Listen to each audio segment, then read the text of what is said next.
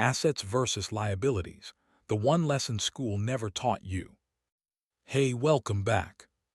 I want to start with something that still kind of makes me a little angry, honestly. I sat in a classroom for 12 years, then a few more after that. I learned how to calculate the area of a triangle.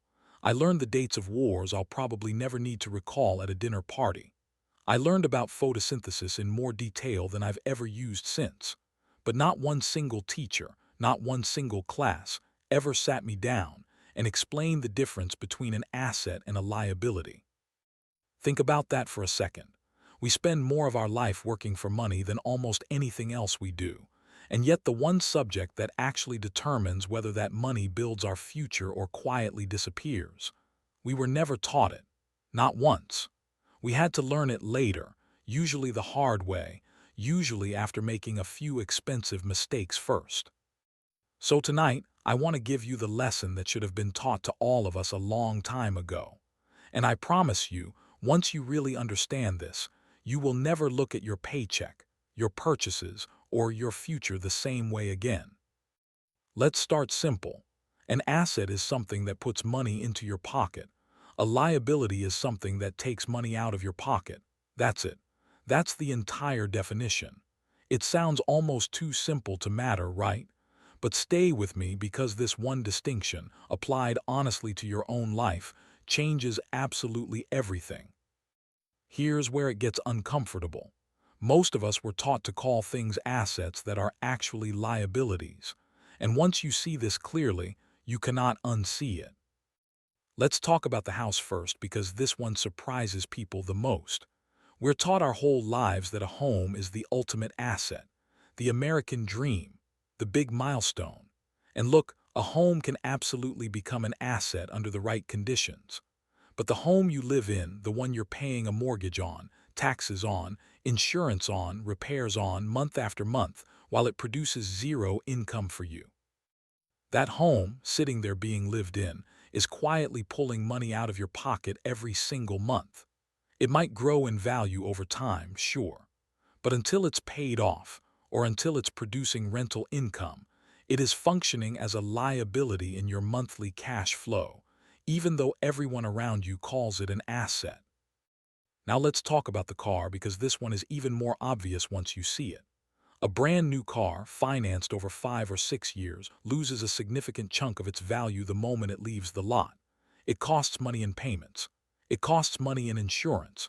It costs money in gas and repairs and maintenance. Every single month it takes money out of your pocket and it will never, not once, put money back in. That's not an asset with 4 wheels. That's a liability you can drive. I'm not telling you this to make you feel bad about your house or your car. Most of us need a place to live and a way to get around. I'm telling you this because the moment you stop calling these things assets in your mind, you stop making financial decisions based on a false label, and you start seeing your money with real clarity. So what actually counts as an asset then? Let's build the real list together. Rental property that produces income every single month, even after the mortgage and expenses are paid. That's an asset. A small business or side income stream that generates money whether or not you personally show up every single hour. That's an asset. Stocks, index funds, or investments that grow in value over time or that pay you dividends along the way. That's an asset. A skill or certification that increases your income significantly for the rest of your working life. That's an asset too, even though it doesn't look like one on a spreadsheet. Anything, genuinely anything, that puts money into your pocket, month after month, without requiring you to trade away more and more of your time and energy just to keep it running.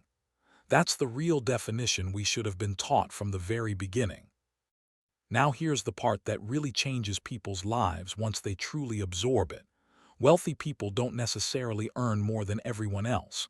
What they actually do consistently, quietly, year after year is buy assets first and liabilities second, if at all. The average person does the exact opposite. They earn money and the very first thing they do is buy liabilities. A nicer car, a bigger television, fancier clothes. Things that look like success. but that are actually quietly draining the exact resources that could have been building real freedom. I want you to picture two people again because stories stick with us more than definitions do. Person one gets a raise at work. They feel proud, they feel like they've made it, and they go finance a nicer car to match the new salary. The payment increases. The insurance increases. 5 years later, that raise is completely gone, absorbed into a car that's now worth half of what they paid for it. Person two gets the exact same raise. Instead of upgrading their lifestyle immediately, they take that extra amount and buy a small number of shares in an index fund every single month. Nothing exciting happens for a while. No new car in the driveway. No applause from friends. But 5 years later, while person one is still making payments on a depreciating car, person two has a growing investment account, quietly compounding, quietly working for them, whether they think about it or not. Same raise, same starting point, completely different direction because of one decision repeated consistently. Asset or liability, that's genuinely the whole difference. Now, I want to address something honestly, because I don't want this to feel like I'm telling you to live without any joy ever, waiting for some distant future that may never come. That's not the point here. The point is sequencing. Buy your assets first, let them start working, and then enjoy your life from the income and freedom those assets create, rather than borrowing against a future that hasn't arrived yet just to look successful today. So let's talk about how you actually apply this lesson, starting this week, in real practical terms. Step 1. Go through your current expenses honestly and label each one, not with judgment, just with clarity. Is this taking money out of my pocket every month with nothing coming back? Or is this, even in a small way, contributing to something that grows or produces income? Just seeing the labels clearly is often enough to shift your next decision. Step 2. Before any future purchase, especially a big one, pause and ask the real question. Is this an asset, or is this a liability wearing a disguise? A lot of purchases dress themselves up as investments when they're really just liabilities with better marketing.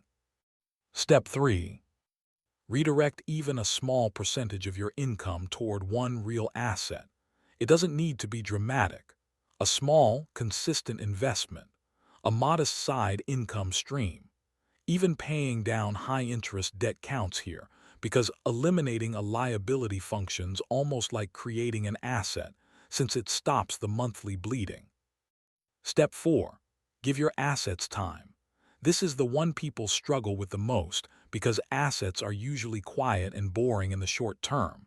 There's no glamorous moment, just slow, steady growth, month after month, that eventually becomes something significant if you protect it and leave it alone. Step 5. Reevaluate your major purchases with this new lens, especially the big ones like homes and vehicles. This doesn't mean never buying a home or a car. It means buying with full awareness of which column it belongs in and making sure your assets are growing at the same time, instead of being crowded out entirely by liabilities. I want to close with this. The lesson we were never taught in school isn't really about spreadsheets or accounting terms or complicated financial theory. It's about honesty. Honesty with yourself, about what's actually building your future and what's quietly draining it while wearing a disguise that looks like success. You don't need a finance degree to understand this. You don't need permission from anyone.